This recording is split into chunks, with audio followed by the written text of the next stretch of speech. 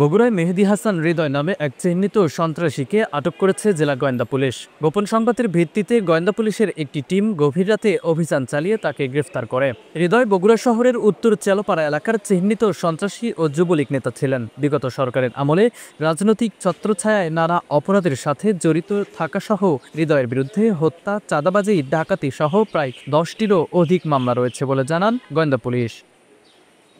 আপনারা জানেন যে বগুড়া শহরের উত্তর চালপাড়া এলাকার মেহেদী হাসান হৃদয় ওরফে হৃদয় ব্যাপারী, সে একজন চিহ্নিত সন্ত্রাস।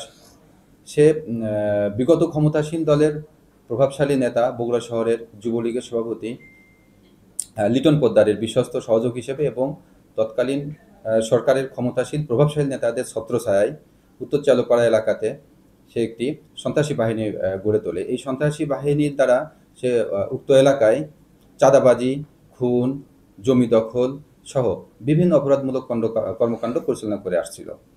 গতকালকে আমরা গোপন সংবাদের ভিত্তিতে তার অবস্থান চিহ্নিত করে গতকাল রাত 3:30টার সময় তাকে আমরা চালপাড়া এলাকা থেকে গ্রেপ্তার করতে সক্ষম হয়েছি। হ্যাঁ, আমরা তার পিসিপিআর পর্যালোচনা করে দেখেছি। ইতিপূর্বে তার বিরুদ্ধে হত্যা, ডাকাতি প্রস্তুতি, চাঁদাবাজি সহ হত্যা চেষ্টা সহ প্রায় 10টির অধিক মামলা বিজ্ঞ আদালতে বিচারাধীন আছে।